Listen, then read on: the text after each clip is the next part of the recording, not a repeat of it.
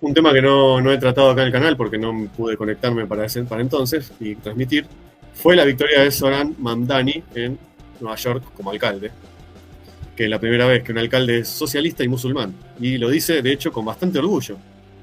Vamos a verlo nosotros mismos.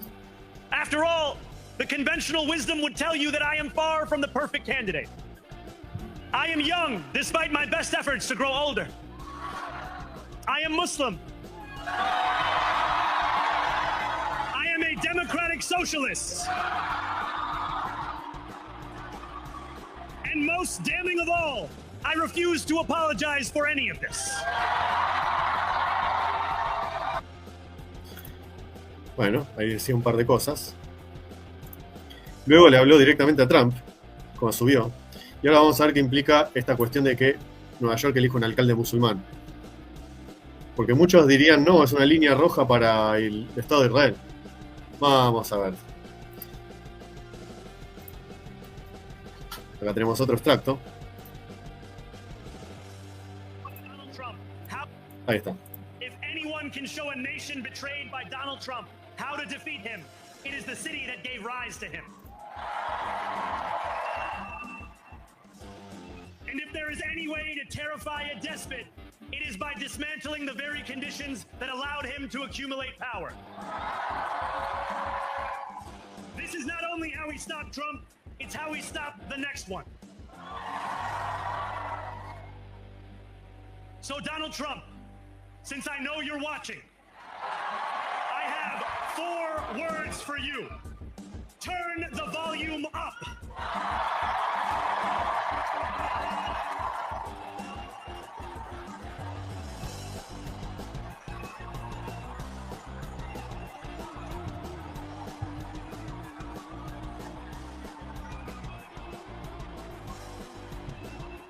We will hold bad landlords to account because the Donald Trumps of our city have grown far too comfortable taking advantage of their tenants.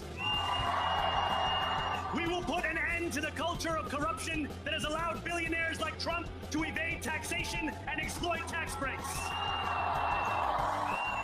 We will stand alongside unions and expand labor protections because we know, just as Donald Trump does, that when working people have ironclad rights, the bosses who seek to extort them become very small indeed.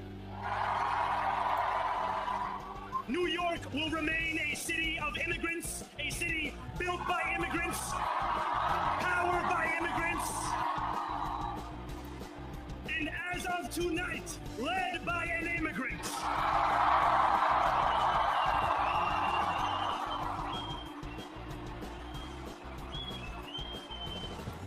El discurso de Mamdani con respecto a los ricos me hizo acordar mucho a esto.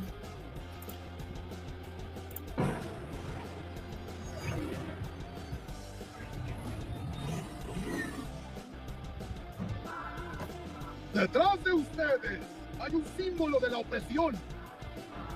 La prisión de Blackgate, donde 1000 hombres se han marchitado gracias al nombre de este hombre, Harvey Dent, quien les fue presentado como el reluciente ejemplo de la justicia. Tenemos que moverlo hasta que esté frente a las cámaras. Les ha sido vendido un... ¿Todos los corruptos? ¿Ustedes aceptan la renuncia de este hombre?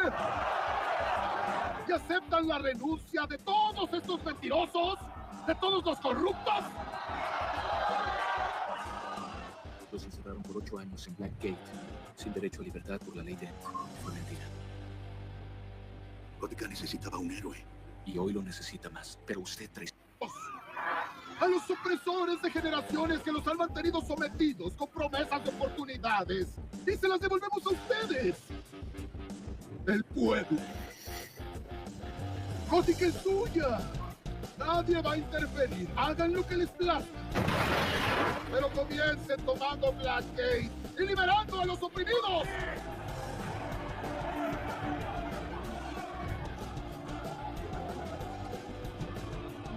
Que los que quieran servir se acerquen.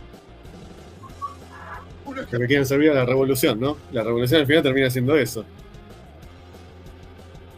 Un caos convertido en dictadura para beneficiar al grupo que toma el poder. Nunca a los que decía representar. Es el manual clásico de toda revolución. Y bueno, nada más que con una fachada más democrática, por supuesto. Mamdani dice, no, yo soy socialista democrático. Como si el socialismo fuera compatible con la democracia, ¿no? Pero bueno, se han esforzado por decir que sí. Ahora bien,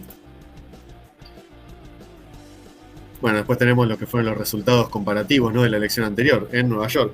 Es decir, Mamdani había sacado casi un 18% menos que Kamala Harris en Nueva York. Es decir, no es que el Partido Demócrata está en ascenso, sino que en realidad tiene que ver con lo que pasa en Estados Unidos siempre, ¿no? El fenómeno de la abstención electoral por voto optativo. Ahora bien, el que lo había descrito a Mamdani fue Charlie Kirk, antes de morir, ¿no? Antes de ser asesinado, Charlie Kirk había tenido una definición sobre lo que era Mamdani, que lo veía como un fenómeno en ascenso. Y él decía que era una señal de angustia de la generación Z. La mayoría de la gente no entiende realmente qué es esto. Esta es otra señal del socorro de los jóvenes. Si no van a arreglar nuestra vida económicamente, nos vamos a radicalizar mucho políticamente. Y este es un tema que no es menor. Que incluso tiene que ver con los fenómenos que se pueden ver hoy. El 75% de los votantes menores de 30 años votaron por Mamdani. El 48% de los adultos de la generación Z no se sienten económicamente seguros. El 55% de los adultos de esa generación consideran el costo de vida o el desempleo como su principal preocupación. El 60% de los graduados, según una encuesta realizada en junio, todavía estaban buscando su primer empleo. La edad media de quienes compran una vivienda por primera vez ha aumentado a 40 años. La media de la edad era de 33. Hace apenas 5 años, es decir, de 33 ha aumentado a 40 años, que es cuando consiguen su primera propiedad. La proporción de compra de viviendas por parte de compradores primerizos ha caído al 21%, el nivel más bajo registrado en Estados Unidos. Y acá lo que decía Charlie Kirk, ¿no?, en la entrevista que le había hecho Tucker Carlson. Mamdani should be it's a coming attraction of what is coming next. Who's Mamdani? Zohran Mamdani, the Muslim communist that is running for mayor in New York City, who obviously there's a whole rabbit hole we can go down there. He just looks kind of be like central casting, and his ideas are terrible. He wants the city to run the grocery stores, all that. But I think everyone's not everyone, but most people are missing the point of really what this is. This is yet another distress signal by young people to say, hey, if you're not going to fix our life economically, we're going to get very radical politically. Now let's take a step back. President Trump won the youth vote in many states across the country, in many battleground states. Now, Tucker, 12, 13 years ago when I started Turning Point, if you would have told me that a Republican running for the presidency would be winning the youth vote in Michigan and in Arizona, I'd say, no way. It's an incomprehensible accomplishment of what President Trump was able to do. One of the reasons he was able to win younger voters, and younger men, especially in big numbers, is that they were trying to get their leaders' attention. They said, hey, this guy, Donald Trump, he is pledging to go fix our economic anxiety. He is loud. He is going to get your attention. Donald Trump was a distress signal by a lot of young people, especially young men, that were stuck in a credit-centric renter economy. And again, this is what is the rise of Mamdani. It's just another iteration of this, only from the left. Exactamente. Es un fenómeno que buscaba de alguna manera, ¿por qué ganó el voto joven Trump? La misma razón por la que ganó el voto joven Mamdani, que es buscar esa atención a las demandas de buscar una mayor estabilidad económica, que les arregle la economía. Y que obviamente al ser un candidato efusivo, que grita, y Mamdani, si bien no tiene el estilo de Trump, pero también tiene un estilo bastante populista de izquierda, si se quiere, bueno, ha conseguido la atención también. Vamos a ver qué dicen los muchachos acá. Rodo dice, la mujer de Manso dijo que iba a seguir con la lucha de su esposo. Bueno, ojalá que no tenga el mismo destino que él y que realmente México pueda tener una alternativa totalmente fuera de los narcos. Van a tener que... Yo creo que en algún punto eso no se va a resolver convencionalmente solamente con la fuerza de seguridad. Yo creo que van a requerir de alguna ayuda, como le pasó a Níger, ¿no? Níger fue que lo habíamos visto con Alioli, que que había buscado la ayuda del grupo Wagner para sacarse de encima a todos los grupos islamistas de la región. Bueno, yo creo que un poco va a tener que hacer eso. Manso, no, Manso no, sería la esposa o cualquier fuerza política que tuviera ese tipo de ideales, va a tener que recurrir a grupos partisanos o grupos irregulares para complementar la ayuda, porque la infiltración a nivel de las fuerzas convencionales de seguridad, incluso militares, debe ser tremenda. Debe ser tremenda, con lo cual se requieren esfuerzos que vayan más allá de lo convencional, me parece. En un caso, sobre todo, un país tan federal como México, ¿no? Pero sí, ojalá que sea el caso. Dice Gaffer, es una mezcla de marra y mate con mote con el discurso de Grabois. Qué buena comparación del discurso con Batman. Justamente antes de destruir la ciudad impuso un régimen a la revolución trotskista. Sí. Y encima, cómo agarraban las Kalashnikov, parecían los talibanes de Afganistán. A ver qué más tenemos, porque tenemos un par de cosas más también. Bueno, no, ¿dónde estaba? No, esto no era. Bueno, acá un tweet que decía: dicen que el nuevo alcalde de Nueva York, Zoran Mamdani, asusta a las élites. Manejó un presupuesto de campaña de $16 millones y ha sido apoyado por grandes fortunas como Liz Simmons o Preston Werner. Hay que reírse. Y sin mencionar que es un total amigo y allegado a Alex Soros, el hijo de George. Con lo cual, ya vemos más o menos que esto del candidato musulmán en realidad es bastante como una especie de experimento social, pero ya sabemos a qué grupos pertenece, ¿no? A qué tipo de intereses defiende.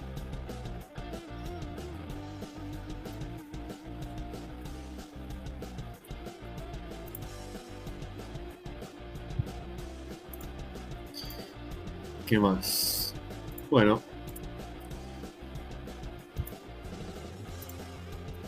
Luego tengo un tuit polémico. A ver. Porque por otro lado se ha hablado de que esto podía significar para... Esperen que no estaría pudiendo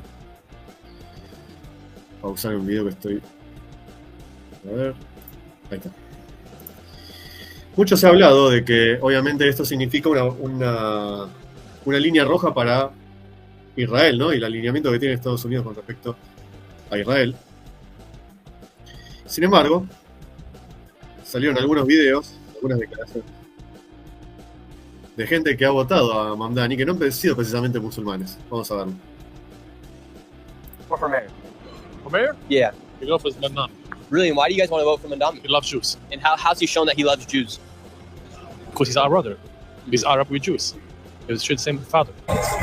Mountain Top, New York, we have accomplished something tonight that will go down in history. For the first time in a century, we can say that we have a mayor who truly wants to fight for every New Yorker and to make sure that we get housing, that we have childcare, that we have transportation, that everyone is safe and secure in their basic needs. Mountain Top, New York. Who are you guys voting Bueno, es for? bastante raro decir Mazel Tov en Nueva York cuando el candidato que votaste es musulmán. Pero bueno, dijo David Toitou, ¿no? Un rabino de Nueva York, dijo: el Islam es la escoba del judaísmo. Bueno, por otro lado, ¿por qué mencionó esto? Porque tiene que ver con un fenómeno que se empieza a diferenciar ya lo que es el viejo alineamiento de Israel en contra de la política de musulmanes en Occidente. Y ya se empieza a ver otra cosa. De hecho, en estos días, Tucker Carlson ha sido atacado obviamente por un montón de gente en todo el mundo, por haber entrevistado a Nick Fuentes, una persona declaradamente bastante antisemita. Pero, en ese contexto, Tucker Carlson, que nunca tuvo posiciones de antisemitismo en sí, sino en todo caso de críticas a las narrativas que no permiten la más mínima crítica al accionar del Estado de Israel. Y llama la atención que Trump haya salido a apoyarlos, a los dos, a Nick Fuentes y a Tucker Carlson, lo cual es muy raro, pero que viene a colación un poco con otra cosa que tenía acá.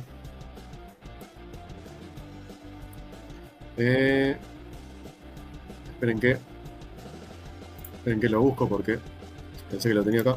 Se me perdió por algún lado.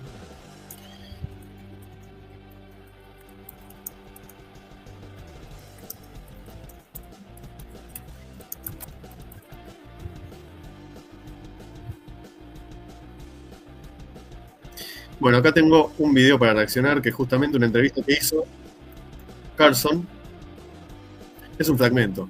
Y con esto cerramos, que es lo que había hecho de entrevista Tucker Carlson a John Mearsheimer, que es un gran exponente de las relaciones internacionales, más específicamente de la escuela neorrealista ofensiva. No, ahora no viene a colación explicar las escuelas, pero es quizá del realismo más novedoso desde la década del 80 para acá.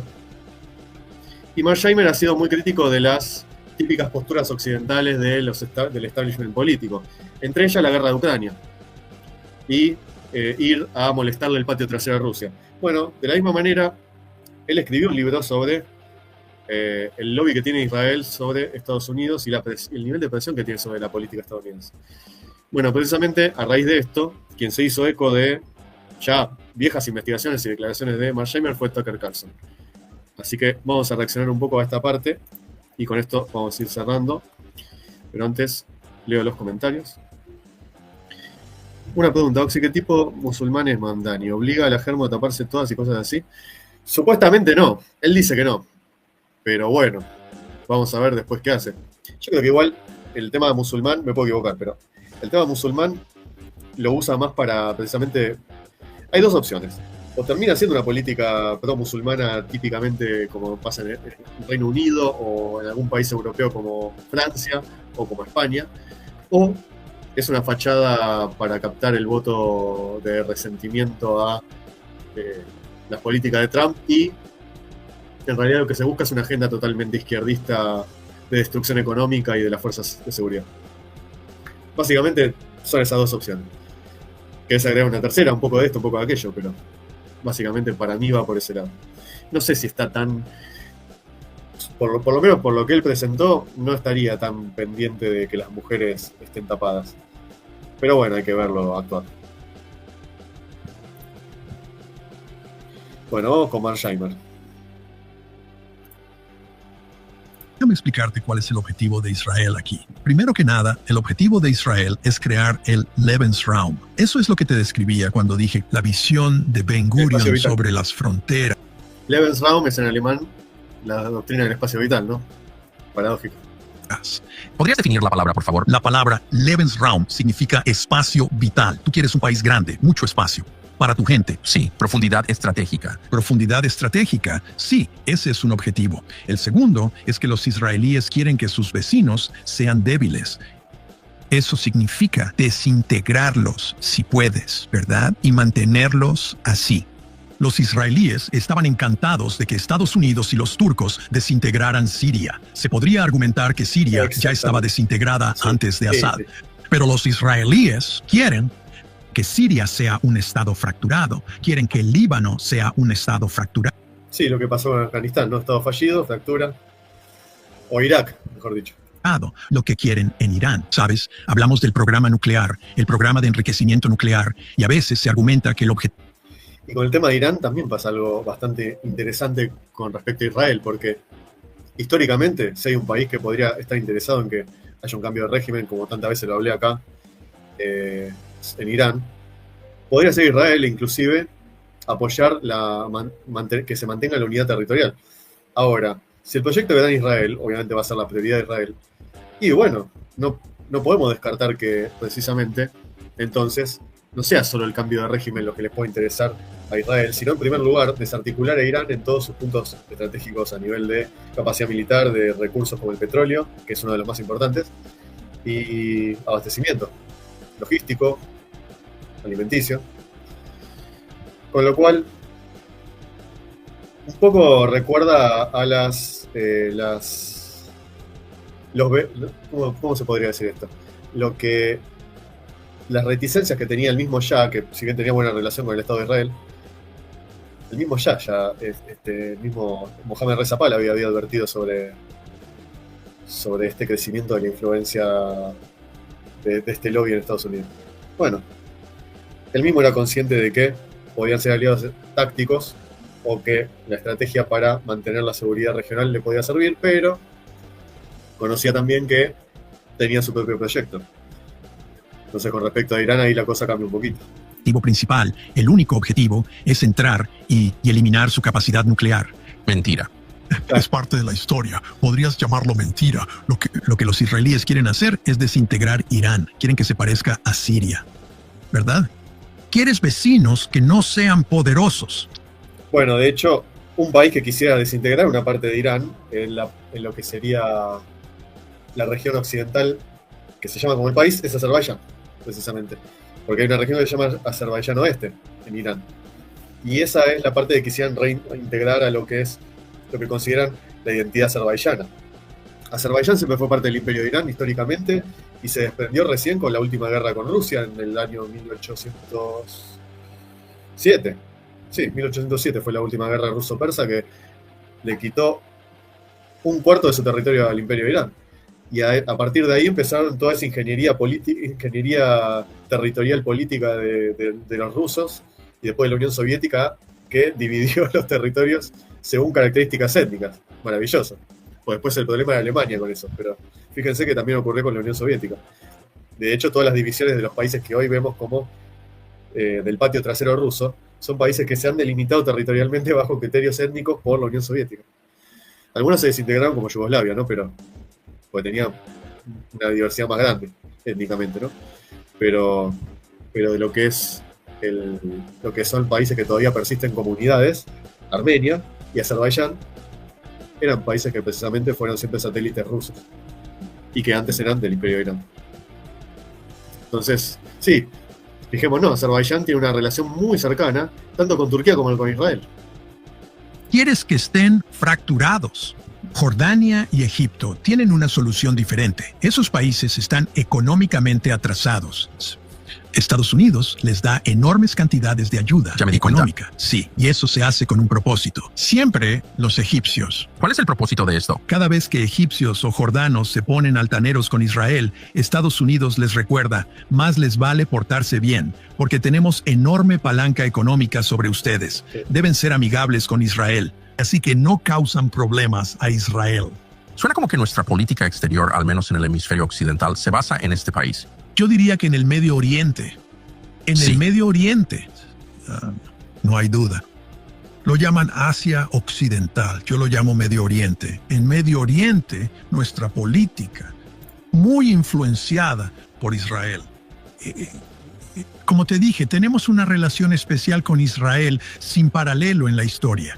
Es importante entenderlo. No hay un solo caso en la historia que se acerque a la relación que tenemos con Israel, porque como dije, los estados a veces tienen intereses similares, incluyendo Estados Unidos e Israel, pero también tienen intereses en conflicto. Cuando una gran potencia... Saludos, Martín, gracias por estar ahí. Como Estados Unidos tiene intereses en conflicto con otro país, casi siempre, excepto con Israel, actúa en función de sus propios intereses. Estados Unidos primero, pero cuando se trata de Israel, es Israel primero. Y si vas al Medio Oriente y ves nuestra política, hay evidencia para apoyar eso. Entonces la pregunta, hay tantas preguntas, pero ¿por qué?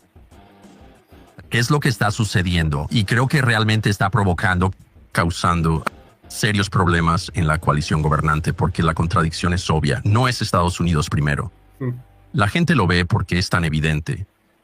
Pero ¿cuáles son las causas? O sea, ¿por qué por primera vez, como dijiste, en la historia registrada, una nación gastaría, ya sabes lo que sea, $1 billón al año, en efecto, para servir a los intereses de otro país? ¿Por qué? Bueno, creo que hay una respuesta simple. El lobby israelí. Creo que el lobby es un grupo de interés increíblemente poderoso. Y elijo mis palabras con cuidado. Tiene un poder impresionante y básicamente está en posición de influir profundamente en la política exterior de Estados Unidos, en el Medio Oriente, y de hecho afecta la política exterior fuera del Medio Oriente, pero en el Medio Oriente, en particular el tema palestino. tiene un poder impresionante y no hay presidente que se atreva a desafiar al lobby. ¿Qué tipo de poder es? Porque no es retórico, no es, ya sabes, los movimientos más poderosos de la historia se alimentan de una idea, son los más poderosos o se alimentan de una idea verdadera, ¿no? Nunca oigo a nadie presentar un caso detallado de por qué Estados Unidos se beneficia del acuerdo actual. Nunca, nadie, jamás. Nikki Haley fue la que más se acercó al decir. De hecho, había un video sobre un ex capo de la CIA. No, perdón, de la CIA o del FBI. Creo que era de la CIA. Que mencionaba que tuvieron que rechazar en un punto los regalos. Claro, pues, a ver, las agencias de inteligencia trabajan en conjunto para, a veces, operaciones en común, de inteligencia y contrainteligencia, entonces tienen que trabajar juntos para ciertas cuestiones, ciertos objetivos. Y cuando entra en contacto el Mossad con la CIA, siempre los del Mossad envían regalos a los agentes del Mossad, envían regalos a los de la CIA.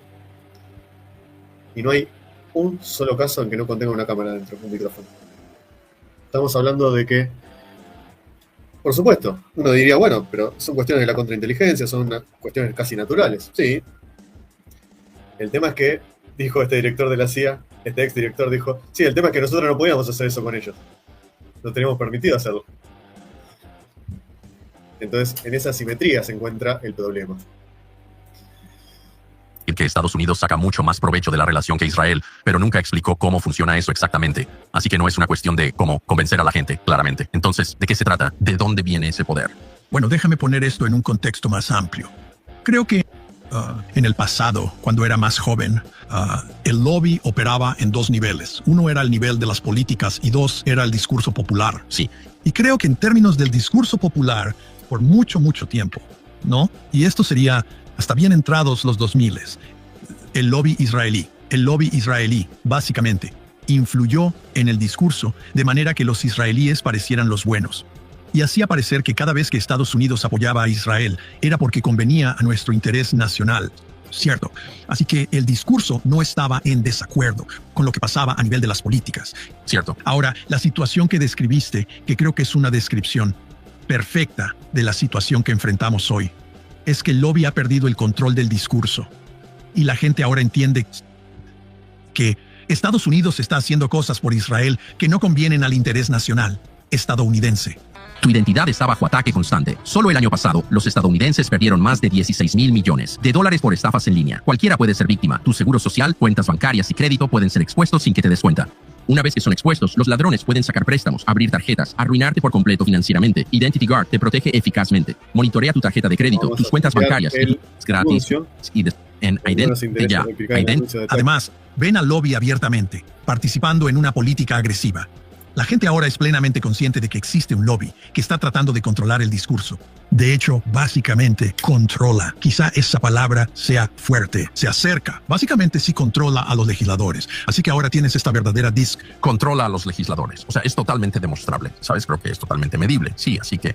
Sí, pero lo que describías es la desconexión entre el discurso y las políticas que ahora existe. Pero lo que te digo es que hay que recordar que el lobby tuvo un éxito inmenso durante mucho tiempo, porque el discurso y el proceso político parecían estar en sintonía. Tan exitoso que hechos históricos básicos sobre la creación de este Estado-nación en 1948 son desconocidos para la gente y es impactante oírlos. Y piensas, bueno, eso no puede ser cierto. Está tan lejos de lo que oí de niño que es obvio que todos los cristianos fueron expulsados de sus tierras y, por supuesto, muchos más musulmanes. ¿Y eso de verdad pasó? La gente no tiene idea de cuáles son los hechos.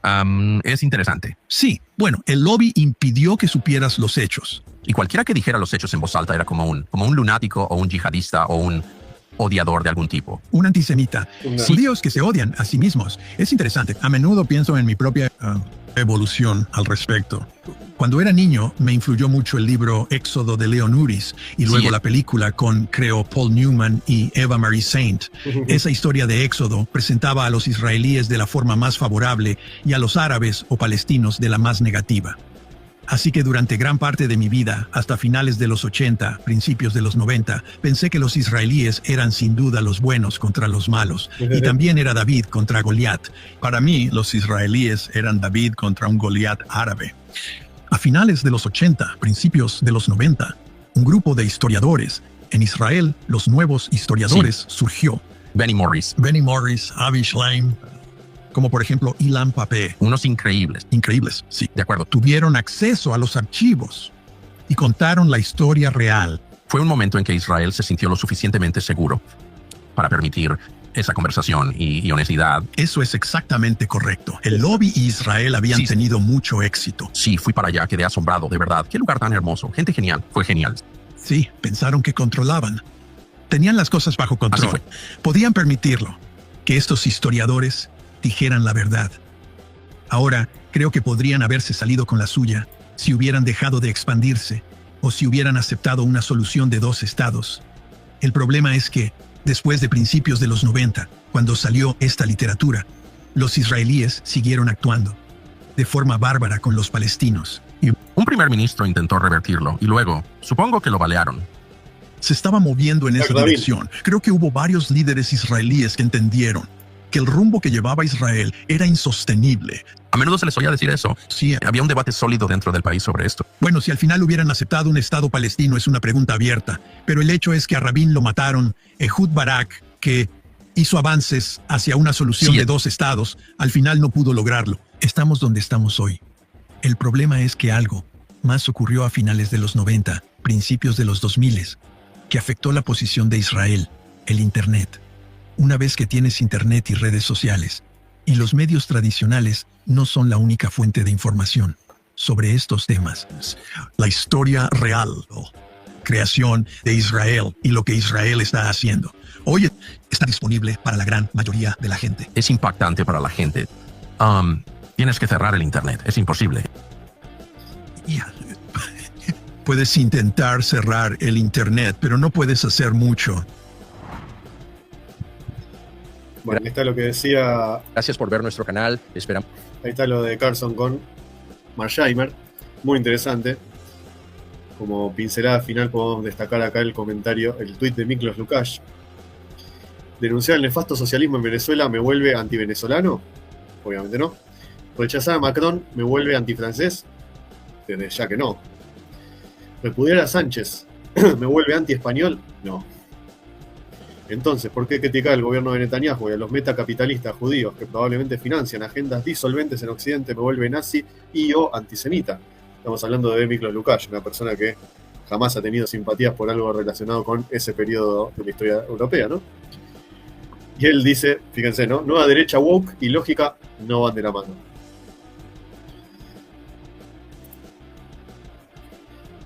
Y es curioso porque esta división dentro de lo que se llama la nueva derecha o los sectores nuevos de la derecha o la derecha alternativa, que antes estaban muy aglutinados y estas grietas no se veían porque no estaba tan presente o no estaba tan del día a día los conflictos de Medio Oriente, pero hoy en día sí. Y las opiniones como la de Marsheimer, la de Tucker Carlson, que incluso la derecha diario, por supuesto en su postura totalmente alineada con Israel, dicen Tucker Carlson, obviamente se van a posicionar de una manera distinta.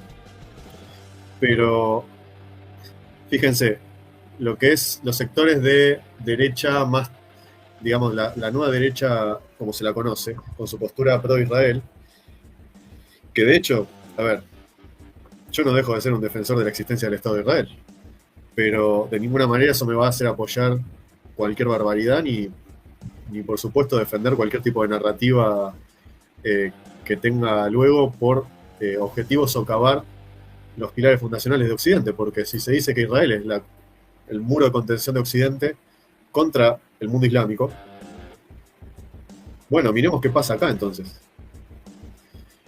Y por eso me parece que es un punto de quiebre que incluso se da dentro del mismo Israel, porque la posición del gobierno de Netanyahu está totalmente desacreditada. Inclusive varios miembros de las fuerzas de defensa han querido declararse, o por lo menos en desacato de órdenes de bombardear Gaza, o de lanzar misiles a Gaza. Y este apoyo de Trump, que podemos decir que es un primer gesto prematuro, pero un gesto al fin, de apoyo a Tucker Carlson ante los intentos de censura y de ¿cómo se llama el muchacho este? Nick Fuentes. Me parece que, como otro gesto que ha tenido Trump con respecto a Netanyahu, donde le ha soltado la mano, me lleva a preguntar si la lucha no sería dentro del mismo sector de MAGA. Es decir, dentro de MAGA también puede haber una lucha entre tipos como Marco Rubio, como Ted Cruz, que apoyan incondicionalmente el Estado de Israel, y gente como Steve Bannon y otros que habían quedado en su momento relegados de MAGA, que hoy empiezan a tomar mayor fuerza. Comienzan a entender la lógica realmente geopolítica que tiene este momento en el cual esta regionalización del mundo hace que Estados Unidos no pueda estar totalmente pendiente de salvaguardarle los intereses a Israel. Porque primero tiene que asegurarse su estabilidad y su preeminencia dentro, por ejemplo, del continente americano, que es mucho más prioritario, por una cuestión tan simple como la geografía, ¿no? Que después pueda tener algunos esfuerzos o pueda... Nadie dice que Estados Unidos puede llegar a cortar totalmente el vínculo, no, nada de eso, pero sí que pase a un segundo plano una política que antes estaba en primerísimo plano, que es la presencia de Estados Unidos en Medio Oriente. La pregunta es, Estados Unidos está bastante cercano a Ankara y a la política de Erdogan con respecto al nuevo gobierno de Siria. Es decir, Estados Unidos de alguna manera apoya la fuerte influencia que tiene Ankara en el gobierno de Al-Jolani, que era un declarado Al-Qaeda y declarado como terrorista peligroso con alerta roja de Interpol emitidas por Estados Unidos, y que hoy en día se sentó en el Salón Oval.